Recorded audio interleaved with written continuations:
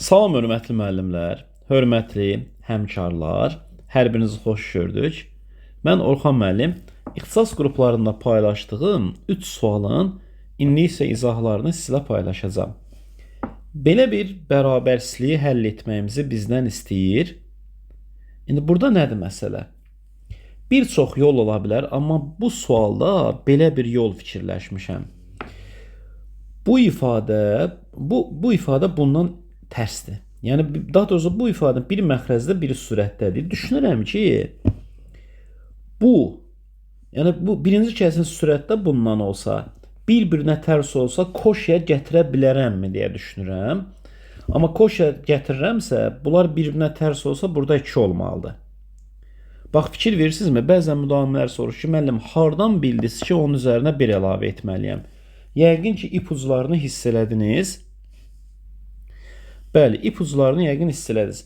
Demək, belə eləyirəm. Burada 2 olsun deyə ya bunun üzərinə 1 gələcəm, ya bunun üzərinə 1 gələcəm. Yəni buna 1 əlavə edirəm. Buna 1 gəlsəm, hər tərəfə 1 əlavə edirəm. Elə bilin ki, burada da plus 1-dir, burada da plus 1-dir. 1 gələndə birinci ifadə belə olur. Bax, fikir verin. Bu kəsrin üzərinə 1 gəlib 1 kəsirdə yazanda belə olacaq. X kvadratı minus 4 x kvadratı minus 6x toplansın. X kvadratı minus 6x x kvadratı minus 4 böyük bərabərdir 2. Deməli bu koş imiş. Necə ki, A sıfırdan böyük olanda A plus A'da 1 böyük bərabərdir. 2 kökatda bu ikisinin hasili. Bax, görürsünüzmü? Sağ tərəf 2-dir. Amma A dediyimiz bu ifadədir. Yəni, baxın, burada bu sıfırdan böyük olmalıdır. Ədəd oxu çəkirəm. Sürəti sıfıra çevirənlər plus minus 2, məxrəci sıfıra çevirənlər isə 0 və 6-da altdan sağa ədəd götürürəm, 100 qoyuram. 100 qoyanda müsbət, mənfi, müsbət, mənfi, müsbət. Bax belə. Sıfırdan böyük dediyi üçün müsbətləri götürürəm. Baxın, cavab oldu A variantı. Keçid alağın ikinci suala.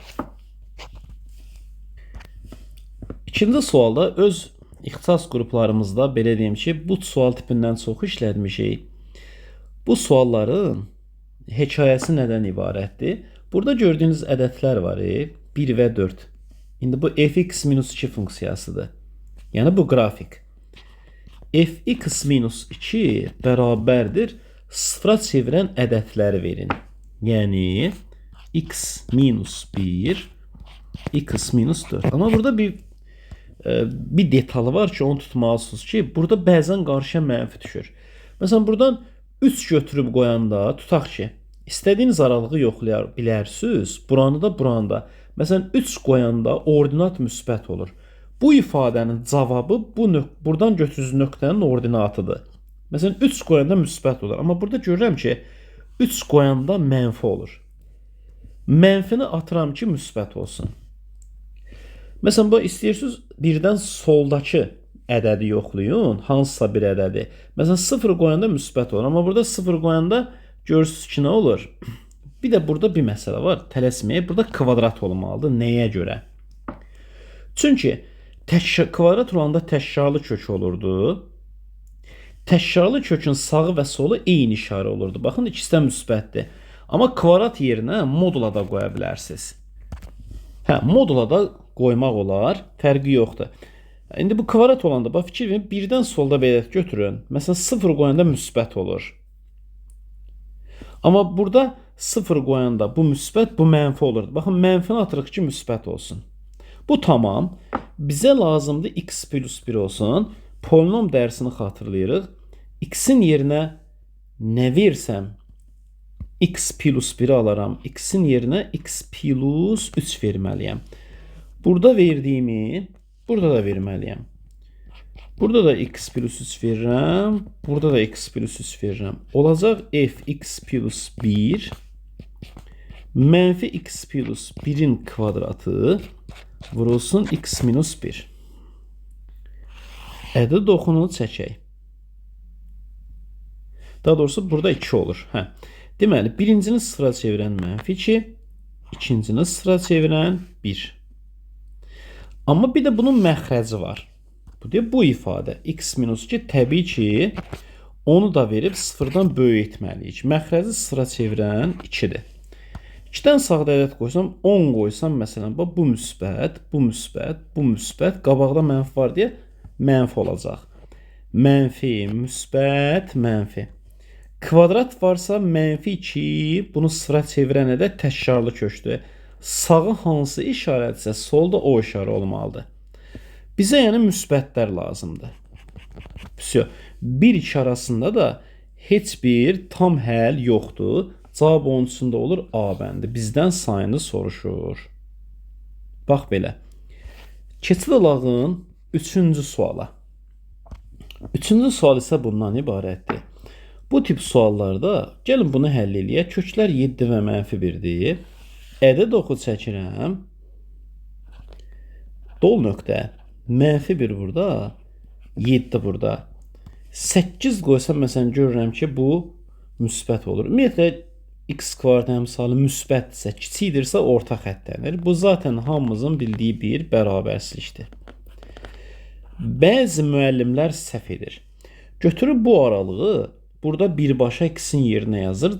Ay müəllim, cavab niyə alınmadı? Cavab niyə alınmır deyim sizə.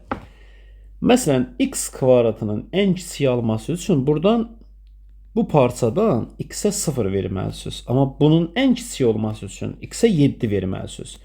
Burada 0, burada 7 vermək olmaz. Ona başqa, buna başqa olmaz. Yəni, burada verdiyinizi burada da verməlisiniz. Bəs bu problemi necə çözmək olar? Problemsiz o vaxt həll olunardı ki, misal x-in sayı 1 dənə olsun. Bax, fikir verin. X 1 dənə olsun. Burada da x-in 1 dənə olması üçün mən buradan 2 ədədinin tam kvadratını ayıracağam. Yəni, -3-ün əvəzinə 1/4 yazacağam. Bu olacaq x minus 1-in kvadratı minus 4.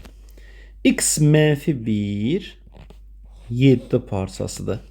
-1 7 parçasının hər iki sərhəddindən bu biri çıxıram. Olacaq -2 6 parçası. Bunu da kvarta yüksəldəndə, baxın, -2-dən 7-yə qədər bütün ədədləri kvarta yüksəlsəniz, kvadratı ən kiçik olan ədəd 0-dır.